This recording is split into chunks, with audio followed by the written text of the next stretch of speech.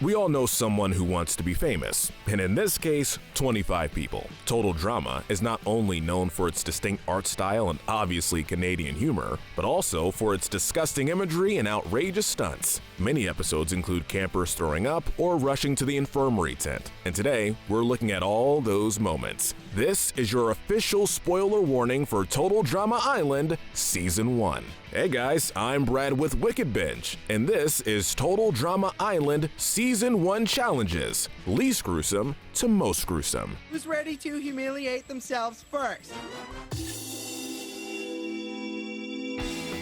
I hope you're ready for the most challenging challenge yet, ranking challenges.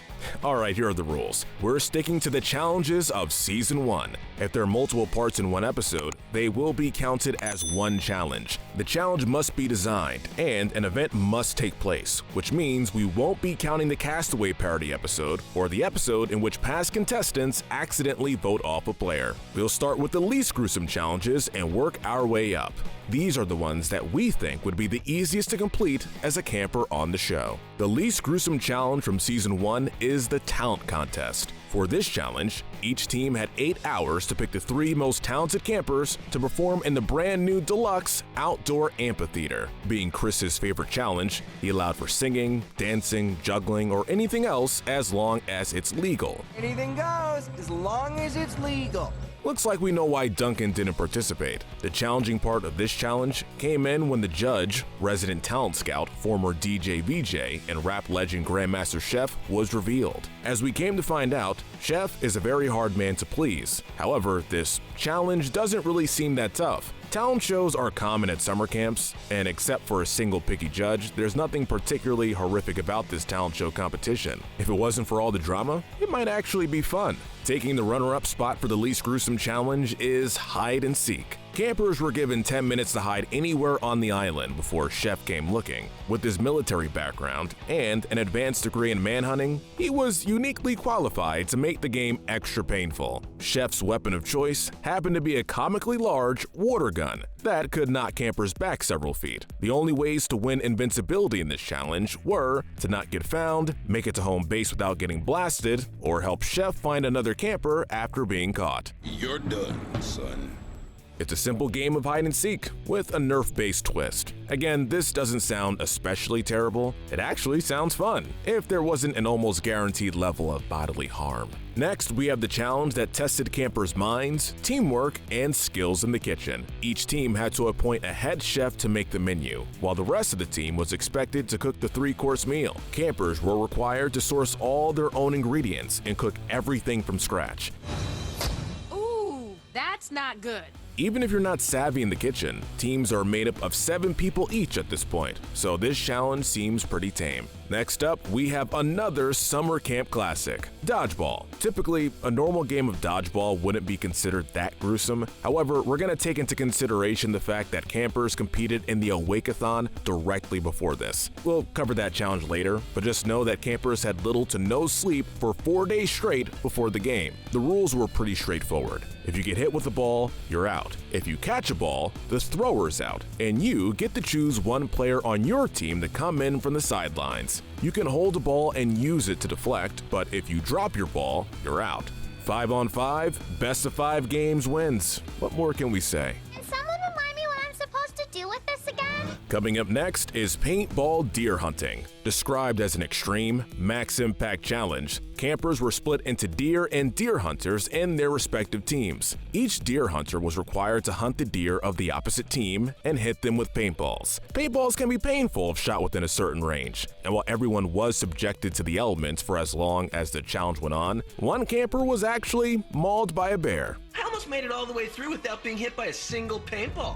Next is the Overnight Survival Challenge. This may sound like a typical camping trip in the woods, and while everything needed was provided by the show, campers were required to find their campsite with a map. We Wouldn't it be funny if we made some bear sounds and then they came? Campers had to spend the night at their new campsite, then be the first to return to their cabins the next morning to win the challenge. Unlike the challenges listed before, this is the first to have a running time of more than 12 hours. So for this reason, it is higher on the list. Coming up next is the Boney Island Challenge. This challenge consists of one of the most quintessential camping experiences, canoeing. Campers were asked to canoe across the lake to Boney Island, hike with their canoes for 2 hours through dense jungle to the other side of the island, and build a rescue fire that would be judged by Chris. The first team to make it back to the main island with all 4 of their canoes won invincibility. Not only is this challenge physically taxing, but Boney Island is rumored to be cursed, and any item you steal from the island is said to haunt you forever.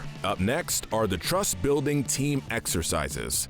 This challenge was created mid-season to help ease tensions within the teams. This consisted of 3 individual challenges that require 2 or more members of the team to complete, while Chris got to choose the partners. The first exercise was freehand rock climbing, with one partner climbing and the other person holding them up with a pulley and harness system. Remember, never let go of the rope. The rock wall also happened to be rigged with explosives and full of rusty nails, just to make it extra difficult. While campers were climbing, Chris sprayed the person on the ground with hot sauce in an attempt to get the campers to drop their partners. The next exercise was the Extreme Cooking Challenge. One partner cooked and the other ate. But there was a major twist. They had to prepare poisonous blowfish. Each fish has enough toxins to kill 30 people, but only if sliced incorrectly. Campers had to trust that their partners would be able to cut around the poisonous organ safely, or risk total body paralysis with no known antidote. The third and final exercise was known as the 3 blind challenges, meaning there were 3 separate tasks campers performed while blindfolded. These tasks included knocking an arrow off someone's head with a crab apple, think the opposite of William Tell, trapeze performance, and toboggan racing, all while wearing blindfolds. During the toboggan race, Chris and Chef set off multiple explosives along the track to try and sabotage racers, while the pool of water below the trapeze was filled with jellyfish. At the end of all the challenges, the winner was determined by which team was the most successful throughout all the exercises. And the next spot is the Awake-a-thon. While the rules to this challenge were very simple, the task itself was very daunting. Campers were asked to stay awake as long as they possibly could, but only after a 12.5-mile run around Lake Wawanakwa and a catered lunch buffet, including a whole turkey and baked beans with maple syrup. What more do you want from us? The team with the last camper awake won invincibility. At the 24-hour mark, Chris began to read bedtime stories, and Chef played the harp while dressed as a lamb. Around 72 hours, 5 campers remained. Chris then began to read aloud from the pop-up History of Canada. Talk about a snooze fest. Next up is boot camp with Master Chief. The rules were simple: eat only when told to eat, and sleep only when told to sleep. Last person standing won immunity for their team. The first day of boot camp started with each team holding up a canoe for as long as possible, and Master Chief refused to end the first day until someone dropped out. Is there a problem down here? After a dinner of trash from breakfast, night training began. Campers were then forced to dance for several hours.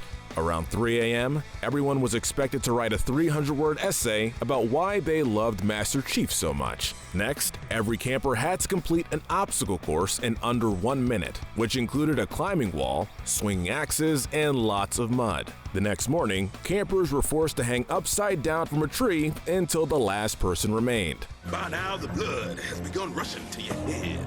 Individually, these punishments were not that bad, but when you have to do them one after another, it could be easy to see why you would give up at any point. Next up is the Tri-Arm Triathlon. As the name suggests, this consisted of 3 separate challenges, all while handcuffed to another person. Teams had dissolved by this point, so each camper is given a partner, and they play for joint invincibility, with the option to wimp out at any time. The challenges include competitive eating, canoeing, and stacking heads. For the first challenge, each team chose a feeder and an eater. Eaters put both hands behind their back, making it more difficult for the feeder to reach the food. The winners were determined by who finished the plate of food first. You are one champion eater. What a team!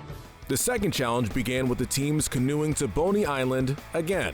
Once they got there, each team had a backpack with a piece of a cursed doll that they had to return to the Cave of Traitorous Terror, while one teammate piggybacks the other. The first team to return their token won. The final challenge required teams to assemble a totem pole of shame and humiliation by stacking wooden heads resembling former campers in the order they were voted off. While this one may not seem difficult being handcuffed, teams had to agree on which head to put in what order. Next, a good old-fashioned treasure hunt. Contestants were given clues to find keys to treasure chest. One of the chests holds an invincibility pass. At first, this doesn't sound so bad. However, each of the locations containing keys is extremely dangerous in varying degrees. The tamest key locations were in a tree or in a beehive, while the more dangerous locations included in the septic tank, and the man-eating shark-infested lake, and around a bear's neck. Hey, little fella, how you doing?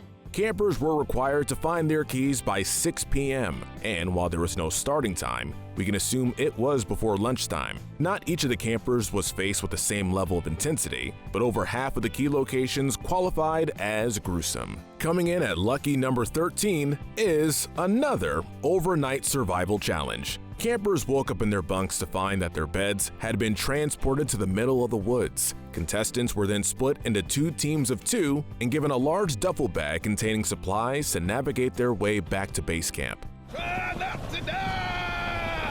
The way to win was to tag the totem pole first the next morning. This survival challenge seems way more gruesome than the last, not only because the teams were significantly smaller, but because campers were allowed to steal the supplies of the opposing team, if given the opportunity. In the end, Chef decided who went home between the 2 members of the losing team. The next and slightly more gruesome entry is the Animal Trapping Challenge. Each camper was given 8 hours to trap the wild animal assigned to them and bring it back to the campsite unharmed. Everyone, choose an animal assignment.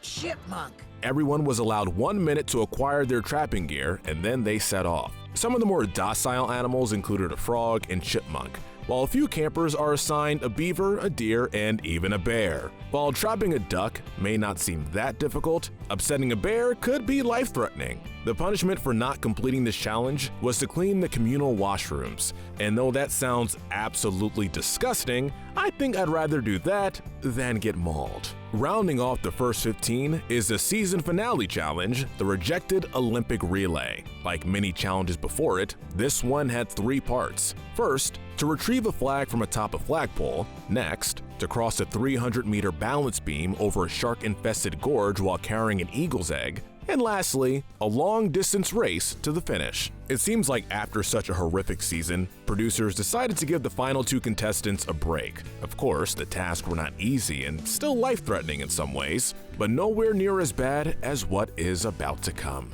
Party next week, everyone! In the next spot is another survival challenge, but with a horrific twist. Avoid being captured by a psycho killer. Campers were led to believe that they were stranded on the island with a psycho killer with a hook. This is because Chris and Chef are seen hastily boarding a boat and speeding away, while someone reads the conveniently discarded newspaper that told the story of an escaped convict on the island. They don't expect us to fall for this. Campers are expected to behave as if their lives are in immediate danger, while Chef picks them off one by one. The last camper alive won the challenge. This challenge at face value is not very gruesome. However, if you truly believe that all of your fellow campers have been murdered by a psychopath, it could be an extremely traumatic experience. Up next are the challenges from the first episode. Campers were told to jump from a 1,000-foot cliff into the lake that was stocked with psychotic, man-eating sharks. There was a small area that was roped off and designed to be shark-free that the campers were supposed to aim for when jumping.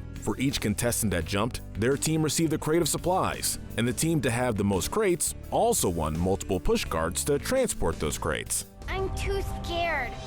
I'm sorry.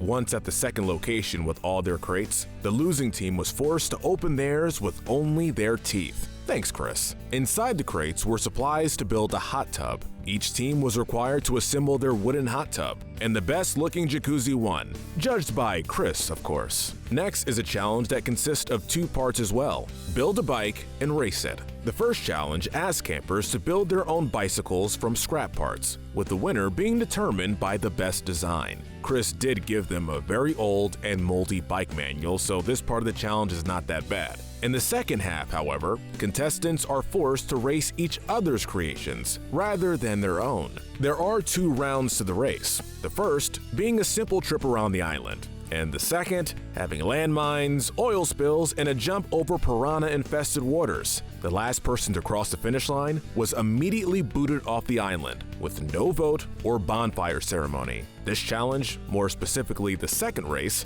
seems harsh, especially with no voting at the end. This challenge requires contestants to have both a working knowledge of bicycles and the physical capability to compete in the obstacle course. The last shot comes when Chris reveals that the last person to cross the finish line is eliminated, but that those who did not complete the obstacle course do not count, meaning the person who finished second ended up being eliminated. Moving on to the extreme sports challenges, the first of 3 being extreme sofa bed skydiving. Campers were forced to skydive or plummet from a plane 5,000 feet in the air to an awaiting sofa bed below. There's no doubt this would cause major injury or death if performed in real life, but luckily campers were provided with vintage Army-grade parachutes.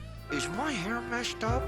Next, contestants competed in extreme rodeo moose riding. Campers had to ride a Great Canadian bucking moose for at least 8 seconds, or they got hoofed into a giant pile of stinky used socks. The final challenge was extreme sea-doo water skiing, but with mud. One contestant drove a water ski, while a member of the opposing team skied from behind and had to grab flags as they flew by. The winner in the end was the team to have completed the most challenges successfully. Riding an angry moose and attempting to water ski on mud sound horrible, but jumping 5,000 feet out of a plane that Chris is flying after he admitted to not having his pilot's license is extremely terrifying. I can't wait to get my pilot's license! Next is the Worst Fears Challenge, wherein contestants are required to face their self-proclaimed worst fears. Many of the fears seem silly, like chickens or green jelly. However, if we are to believe that campers did in fact share the thing they are scared of most, the idea is terrifying. Some of the challenges that contestants are forced to face are horrifying. Gwen is buried alive, Owen and Izzy have to ride in a plane while Chef pilots, and Cody has to defuse a garbage bomb in under 10 minutes. That's a live bomb, dude! Depending on what you're scared of, this challenge could leave you scarred, or a stronger competitor. The bronze spot for gruesomeness goes to a truly dreadful challenge, the Brunch of Disgustingness. Campers are broken up into girls and guys teams to compete in a 9-course meal eating challenge. The rules stated that every member of the team must eat the dish in order to receive a point, and the team with the most points would win. The meals each camper had to eat were comprised of bull testicle meatballs, pizza with live grasshoppers and anchovies in a tangy jellyfish sauce, earthworms and snail slime and hairballs, French bunion soup with hangnail crackers, a piece of pre-chewed gum, shaken skunk juice cocktails, a sandal with caulking, a soup made of fish heads, soda cans and banana peels, and lastly, hot dogs made of dolphin. Dolphins are our friends!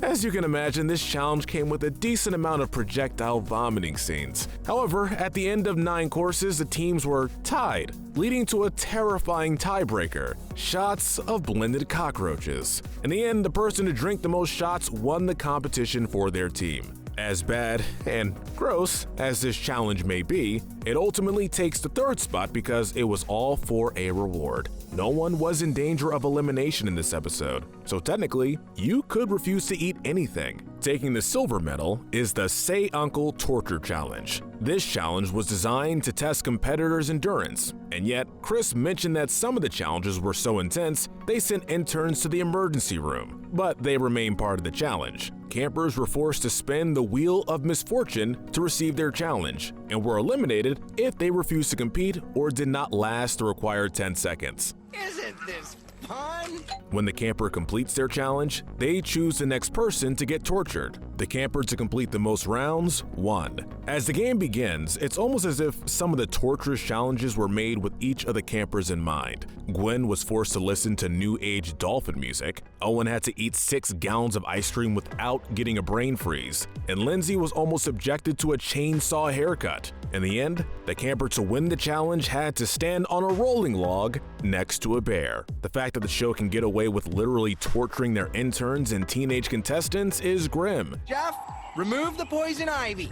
Not even $1 million would be enough to wear a t-shirt of live bees for 10 seconds. The gold medal for most gruesome goes to the Triple Dog Dare Challenge. With only 3 contestants remaining, producers ran out of ideas and asked previous campers to come up with the challenge. In this version of Spin the Bottle, contestants spun a giant soda bottle, hoping to land on a photo of another camper. This could be harder than I thought. They were then required to complete the made-up challenge of whoever they landed on, or inflict the dare on a fellow competitor in hopes of eliminating them. If a camper refused to complete a challenge they were dared to do, they were immediately eliminated. If they completed the dare without daring anyone else, they would win the ability to pass on a dare. While the rules themselves were overly difficult, some of the dares were just nasty, like licking Owen's armpit or eating a live cockroach. That was so sick. I don't think there's not enough money in the world to make many people willing to drink fruit punch from a communal toilet, and that's why this episode takes the gold medal for the most gruesome challenge. Alright guys, but what do you think? Let us know in the comments what Total Drama Island challenge you think would be the worst to experience. Make sure to hit that notification bell and binge some of our Total Drama Good to Evil episodes. But most importantly, stay wicked.